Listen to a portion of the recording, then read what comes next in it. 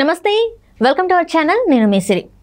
తెలంగాణలో కేసీఆర్ని ధరణి పోర్టల్ అయితే ఎలా ముంచేసిందో, ఇప్పుడు ఏపీలో జగన్మోహన్ రెడ్డి గారిని ల్యాండ్ టైటిలింగ్ యాక్ట్ ముంచేసిందా? సో ఈ అంశాన్ని మనకి వివరించడానికి మనతో పాటు ఉన్నారు ప్రముఖ senior journalist, political analyst CS Rao గారు.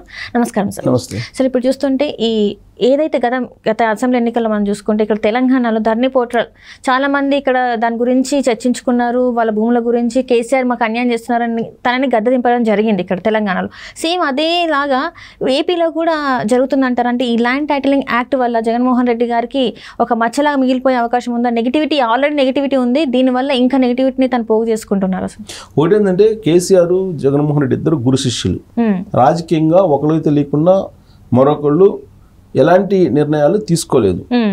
కేసీఆర్ అధికారంలో ఉన్నప్పుడు, జగన్మోహన్ రెడ్డి అధికారంలోకి వచ్చిన తర్వాత వాళ్ళిద్దరూ కలిసిమెలిసి రెండు రాష్ట్రాలను ఏ విధంగా మనం చెయ్యాలి అనే దాని మీద, సరే ఏం చేయాలి, వెనక తీసుకెళ్లాలా ముందుకు తీసుకెళ్లాలనే దాని మీద వాళ్ళు చర్చించుకున్నారు. లేదా స్వప్రయోజనాలు నెరవేర్చుకోవాలా, రాష్ట్ర ప్రయోజనాలు నెరవేర్చుకోవాలా, ఏదైనా కానీ వాళ్ళు ఏకాభిప్రాయంతో వాళ్ళు నడిచారు.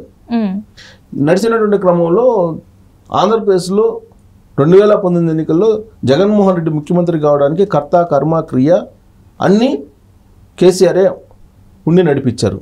అన్ని రకాల సహాయక సహకారాలను అందించారు. సామధాన భేద దండోపాయాలను ఉపయోగించి ప్రత్యర్థులను నిర్వీర్యం చేయడానికి సహాయ సహకారాలని జగన్మోహన్ రెడ్డికి పుష్కలంగా కేసీఆర్ అందించారు. సీన్ కట్ చేస్తే 2019లో జగన్మోహన్ రెడ్డి ముఖ్యమంత్రి అయ్యారు. అయిన తర్వాత ఇమీడియట్గా కాళేశ్వరం ప్రారంభోత్సవానికి వచ్చాడు జగన్మోహన్ రెడ్డి. కాళేశ్వరం కట్టడాన్నే వ్యతిరేకించింది ఆంధ్రప్రదేశ్ ప్రభుత్వం అప్పట్లో. ఎందుకు? గోదావరి జలాలు పైనుంచి రావాల్సినటువంటి జలాలని పైనే కట్టడి చేస్తున్నారు, కిందకి రాకుండా చేస్తున్నారు అనేటువంటి ఉద్దేశంతో. కానీ జగన్మోహన్ రెడ్డి కాళేశ్వరం ప్రాజెక్టు ఓపెనింగ్కి వచ్చి సంఘీభావం తెలియజేశారు. ఆ రోజు నుంచి వాళ్ళిద్దరూ ఒకటే అనేటువంటి సంకేతం బలంగా వెళ్ళిపోయింది. ఆ తర్వాత ఏం జరిగింది? ఆ తర్వాత కృష్ణా గోదావరి జలాలకు సంబంధించి ఒక ప్రత్యేకమైనటువంటి నిర్ణయాలు తీసుకొని ప్రాజెక్టులు కట్టాలి అనేటువంటి ఉద్దేశంతో ఇద్దరు దాదాపు 2-3 సార్లు కలిశారు. ఇరు రాష్ట్రాల ఇంజనీర్లు కూడా సమావేశాలు అయ్యారు. కానీ కేసీఆర్ చేసినటువంటి ప్రతిపాదనకు అక్కడ జగన్మోహన్ రెడ్డి టీం ఏదైతే ఉందో అది కొంత ఆలోచించి బ్యాక్ స్టెప్ వేసింది.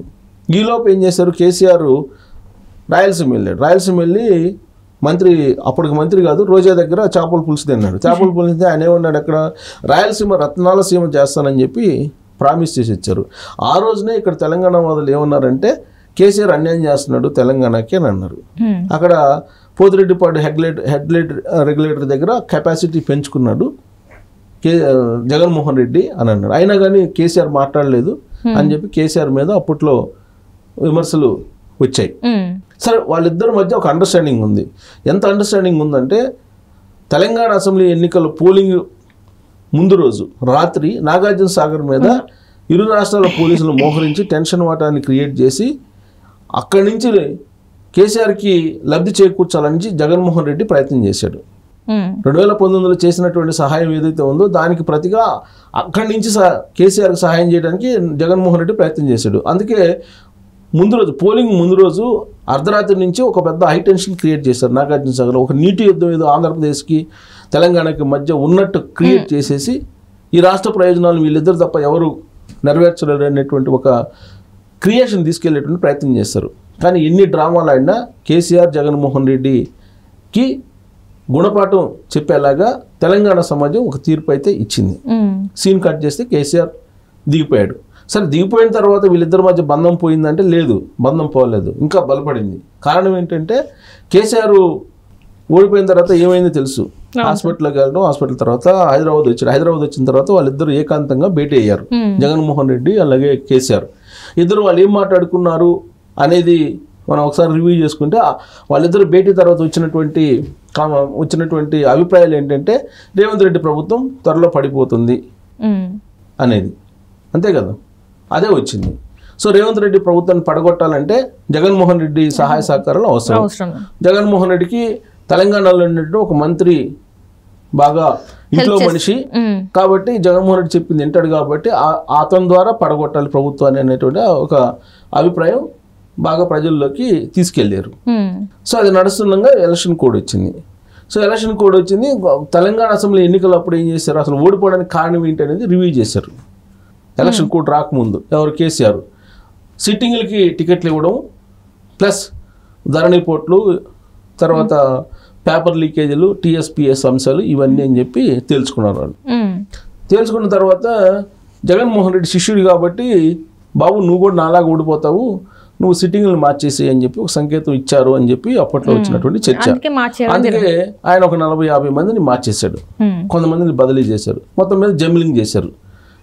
అయిపోయిన తర్వాత జమిలింగ్ చేసిన తర్వాత ఇప్పుడు టైటిలింగ్ యాక్ట్ వచ్చింది. అప్పుడు కేసీఆర్ని ఏ విధంగా అయితే చుట్టుముట్టిందో ధరణి పోర్టల్ పెట్టి ఏం చేశారు, తెలంగాణలో మొత్తం ఏవైతే డిస్ప్యూటెడ్ ల్యాండ్స్ ఉన్నాయో అవన్నీ కూడా కేసీఆర్ ఫ్యామిలీస్ తీసుకుందని చెప్పి రేవంత్ రెడ్డి పదే ఎన్నికల సందర్భంగా చేసినట్టు ప్రచారం. సుమారుగా 30,000 ఎకరాలు తెలంగాణలో వాళ్ళు ఆక్రమించుకున్నారు అనేది రేవంత్ రెడ్డి చేసినటువంటి ప్రధానమైనటువంటి ఆరోపణ.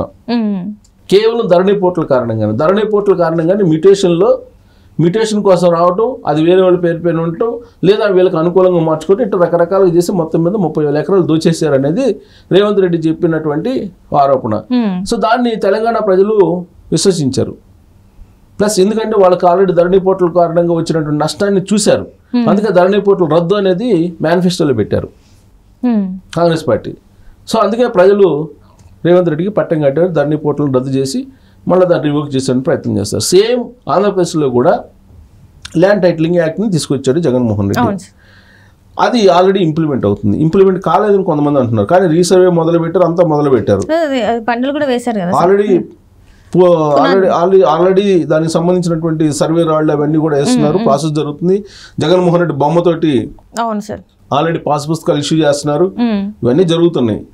కరెక్ట్గా ధరణి పోర్టల్లో ఏం జరిగిందో తెలంగాణలో, ఆంధ్రప్రదేశ్లో కూడా టైటిలింగ్ యాక్ట్ వస్తే కనుక అదే జరగబోతుంది అనేది ఇప్పుడు కళ్ళకు కనిపించేటట్టు, కళ్ళకు కట్టినట్టు ప్రతిపక్షాలు చెప్తున్నాయి, విపక్షాలు చెప్తున్నాయి. అక్కడ ఈ టైటిలింగ్ యాక్ట్ని కనుక అమలు చేస్తే డెఫినెట్గా కల్వకుంట్ల ఫ్యామిలీ ఏ విధంగా అయితే ఇక్కడ ఓడిపోయిందో అదే తరహాలో అది ఓడిపోయే అవకాశం ఉంది. ప్లస్ ఇక్కడ ఏ విధంగా అయితే భూములు దోసుకున్నారో అదే తరహాలో ఒకవేళ గెలిస్తే కనుక భూములు దోసుకునేట్టు అవకాశం ఉందని చెప్పి ఆ రోజున రేవంత్ రెడ్డి ఏం చెప్పారో ఇప్పుడు చంద్రబాబు నాయుడు, అక్కడ నుండి పవన్ కళ్యాణ్, విపక్షాలు చెప్తున్నాయి. అయితే అది నిజమేనా అంటే ఆ ల్యాండ్ టైటిలింగ్ యాక్ట్లో ఉండేటువంటి కొన్ని క్లాజులు చూస్తే కనుక నిజమే అనిపిస్తుంది.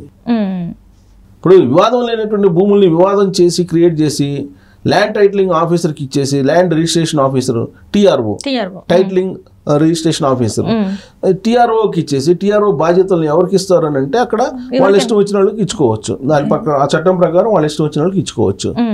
వాళ్ళ ఇష్టం వచ్చిన వాళ్ళకి ఇచ్చినప్పుడు ఆ భూములు ఎవరికి వెళ్తాయి, వాళ్ళ ఇష్టం వచ్చిన వాళ్ళకి వెళ్తాయి. ఇట్స్ వెరీ సింపుల్, దాని మీద పెద్ద చర్చ అవసరంలే. అసలు డిస్ప్యూట్ లేని చోట డిస్ప్యూట్ క్రియేట్ చేసి ఆ భూములు లాక్కునేటువంటి ప్రయత్నం చేస్తున్నారు జగన్మోహన్ రెడ్డి అనేది చాలా బలంగా ఆంధ్రప్రదేశ్లో వెళ్ళింది.